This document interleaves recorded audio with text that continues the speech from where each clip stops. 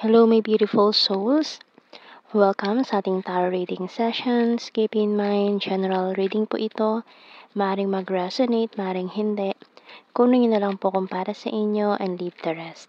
Maring mag-shift the energies or magkabaliktad ang sitwasyon. Kaya kayo na pong bahala kung saan kayo nakalugar sa reading natin. So, let's see. So, nag-flip ng Empress natin. Libra energy. The Nine of Cups. Nine of Swords. Seven of Swords. Five of Swords. Queen of Cups. King of Cups. Uy, we have the Water couple. And the Ten of Cups. Bottom card, Five of Wands. Oh.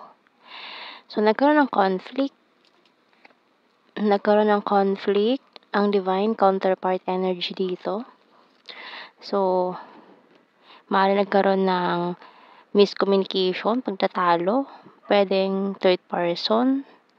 With the Seven of Swords. Isang malaking pagkakamali na pinagsisihan ni Divine Masculine after ng realization, parang lasing lang, ganun, parang wala daw siya sa sarili niya or nalasing lang. Tingnan natin to.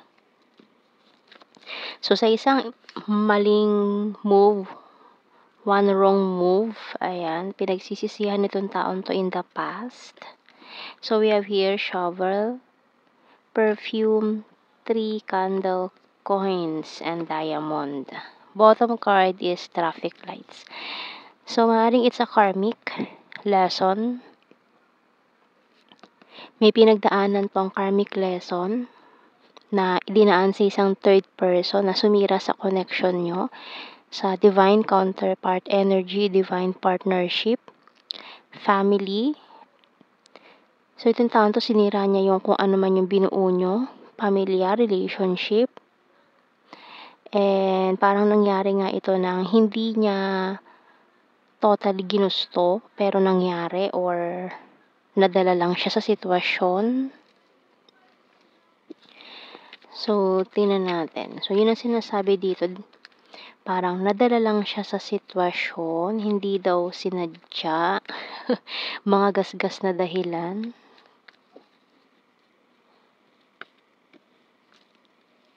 Ito mga nag-ano natin. Ayan, dami. 1, 2, 3, madami. Balik natin. Kuha lang tayo ng 8 cards. I'm so attracted to you. I regret lying to you. So, nilihim pa niya to. Pero dahil nabulgar din, ayan, nalaman mo. And I wonder if you're happy without me. I left you before you could leave me. So, ililihim na lang sana niya ito, pero nalaman mo eh. Kaya, ayun.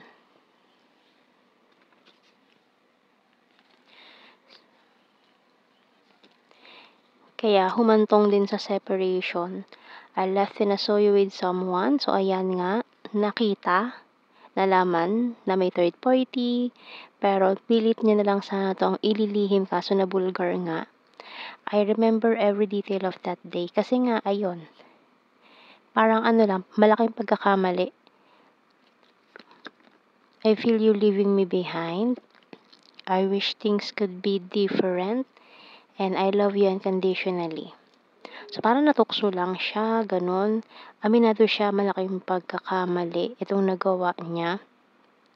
Na ayun na lang niya sanang sabihin para walang gulo, walang away. Pero nabulgar ang mga sikreto. Ayan. So, tingnan natin anong message ng Archangels. Gentleness by Archangel Sandalphon.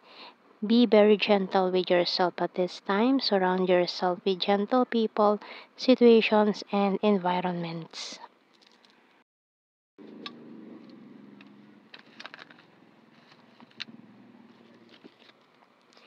So, tingnan natin more messages. Ating tarot messages, oracle cards.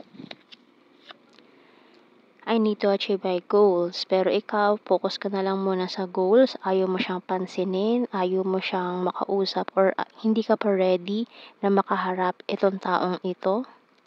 I love your humor. Caught in the middle. So, ayan nga, ang linaw ng third party situation dito. Please accept my cup of love. Pero this person really want to win your heart. Ayan. So, gusto niya ulit na mag-offer ng cup of love sa'yo. And I regret rejecting you. Giving up. So, for some of you, give up nyo na itong sitwasyon na to. Pero yung isa, gusto niya ipaglaban pa to. You complete me and honesty is the best policy. So, kuha tayo ng initials. Letter L. T.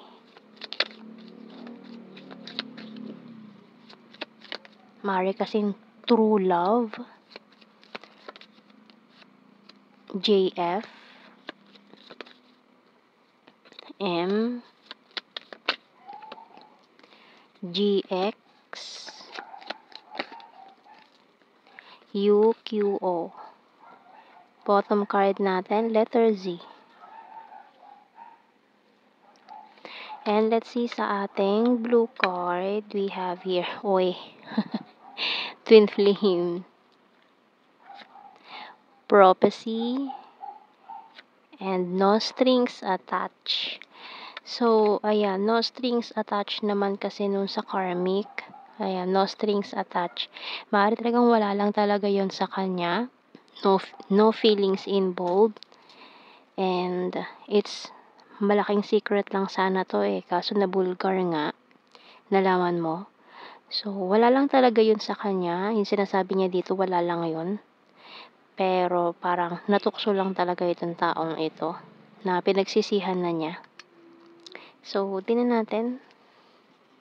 General signs and messages.